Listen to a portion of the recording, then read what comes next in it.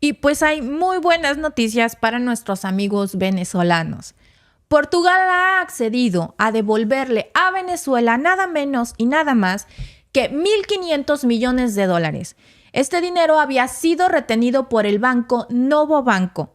Estas no son cifras que se manejen todos los días.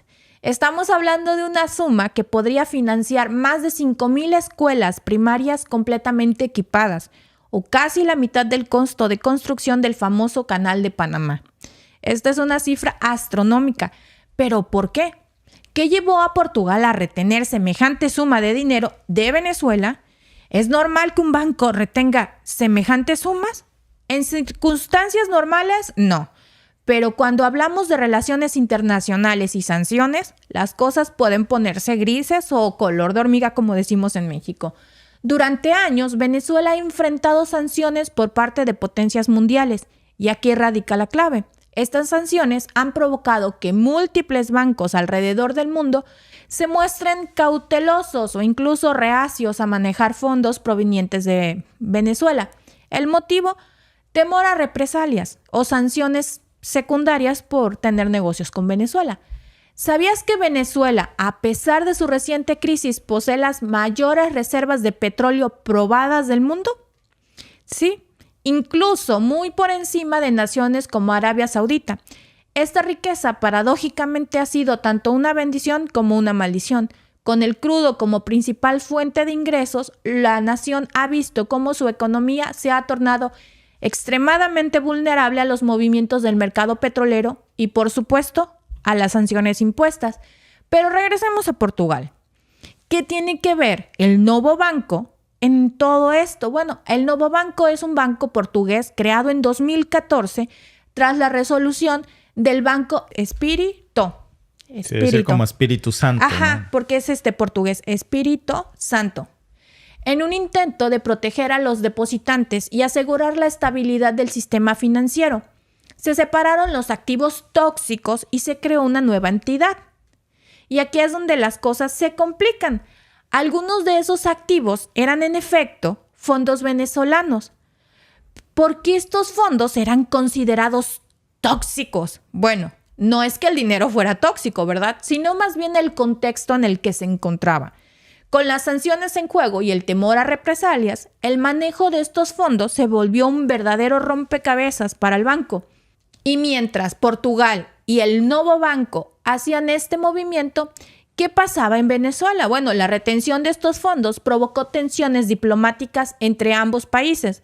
Venezuela alegaba que estos fondos eran esenciales para su recuperación económica y la compra de bienes esenciales, como medicamentos y alimentos, mientras que las autoridades portuguesas y el Novo Banco estaban buscando equilibrar sus obligaciones internacionales con las demandas de Caracas y de no salir sancionados, obviamente, por los países que les gusta sancionar.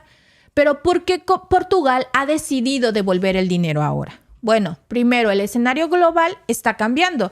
Recuerda que Venezuela posee las mayores reservas de petróleo probadas del mundo. La decisión de devolver estos 1.500 millones de dólares es más que una simple transacción financiera. Es un movimiento cargado de simbolismo y consecuencias. En el ajedrez internacional, en un mundo en donde la economía y la política están sumamente ligadas, movimientos como este pueden cambiar el rumbo de naciones enteras. Sin embargo, este nuevo capítulo de la relación entre Portugal y Venezuela no puede ser comprendido sin abordar las sanciones internacionales. Estas sanciones impuestas principalmente por los Estados Unidos y la Unión Europea han sido una espada de doble filo. Mientras que por un lado buscaban presionar cambios políticos en Venezuela, por el otro han exacerbado la crisis económica, limitando la capacidad del país de comerciar, acceder a financiamiento y, como vimos, recuperar sus propios activos en el extranjero, tener acceso a su propio dinero. Y aquí nos encontramos con otro dato muy curioso. ¿Sabías que la Unión Europea es el tercer socio comercial más grande de Venezuela? Después de China y de Estados Unidos. A pesar de las sanciones y las tensiones políticas, el comercio sigue fluyendo. Esto nos lleva a otra pregunta necesaria. ¿Son efectivas las sanciones como herramienta política? Bueno, algunos podrán argumentar que han agravado la crisis humanitaria en Venezuela y que sí que lo han hecho, mientras que otros sostienen que han sido vitales para presionar al gobierno venezolano. No veo cómo, ¿verdad? Retomando la cuestión inicial del nuevo banco y de los 1.500 millones de dólares, es evidente que esta no es una simple historia financiera. Es una historia tejida con hilos de geopolítica, historia económica y relaciones internacionales. Y en este entramado de interdependencia y alianzas, lo que está claro es que las decisiones en la esfera internacional raramente son simples. Y mientras Venezuela busca recuperarse y redefinir su lugar en el escenario mundial, noticias como la del nuevo banco podrían ser un indicativo de que los vientos de cambio que se avecinan puedan ser muy beneficiosos para Colombia. Para Venezuela, perdón, amigos. Alba, y la cosa es ¿por qué ahora? O sea, claro. Se le acaba la mala suerte a Venezuela y empiezan a caer bendiciones por todos lados, ¿no? Uh-huh. En Europa, en América. ¿Por qué las coincidencias? En geopolítica no hay coincidencias. Claro. ¿No?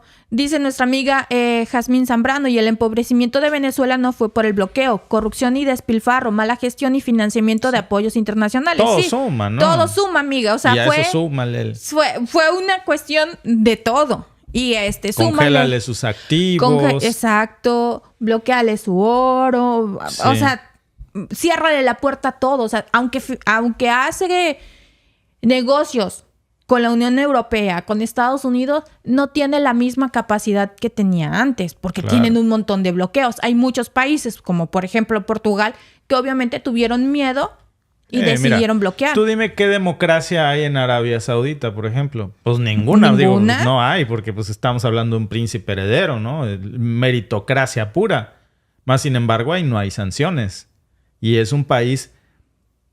Me atrevería... Yo no sé si decirte que Venezuela es más importante en materia energética de petróleo que Arabia Saudita. Tiene más reservas de petróleo probadas. Muchas más. Así es. Muchas gracias a nuestro amigo Pedro Osorio por tu superchat, amigo. Muchas gracias. Entonces, yo digo, a ver, ok. ¿Qué democracia hay en Dubái? Totalmente. Dime. Pero ¿por qué no lo invade? ¿Por qué no le pone sanciones? Ahora, ¿cómo se puede ser pobre parado en una mina de oro? La única explicación es que no lo puedas vender. Y eso es lo que también ha pasado en Venezuela. Claro, no lo han podido vender. Y entonces decimos, qué casualidad que ahora estás muy preocupado por la política en Venezuela, ¿no? Sí, no. Y ahora le empiezas a levantar sanciones. ¿Por qué? Porque obviamente necesitas el petróleo. De petróleo de Venezuela. De Venezuela, sí, porque obviamente... De algún lugar hay que sacarlo. Y si Rusia si va a bajar Rusia su producción de petróleo, como ya lo anunció, acuérdense, ¿de dónde sacas petróleo si el mayor productor de petróleo ahorita y uno de los más grandes baja su producción de petróleo? Veía, por cierto, hace rato que hablábamos de esta propaganda, ¿no? No voy a decir otra vez porque no me quiero ver mala onda, ¿no? Pero de esta televisora que el mismo YouTube te pone, cuando entras al canal, te pone, este canal es un medio de difusión del gobierno alemán, ¿ok? ¿No? Entonces, porque hablan español, ¿no? Bueno, uno de los títulos me llamó la atención. Decía algo como, Europa ha dejado de depender por fin del petróleo ruso. Las últimas cifras muestran que Europa ya no depende del petróleo ruso y que el próximo mes dejará de comprarle petróleo a Rusia casi por completo. ¿Tú crees? O sea, porque en lugar de que la nota sea Rusia y Arabia Saudita se pusieron de acuerdo para boicotear y cerrarle al grifo del petróleo y han anunciado una contrasanción y que dicen que van a bajar. Mostramos las estadísticas que las sacó Bloomberg, por cierto. Yo no me las inventé, se las puse, acuérdense, en ese podcast, ¿no? Y la retorcida, ¿no? Hemos dejado de depender. No, maestro, es que no te quieren vender, ¿no? En fin,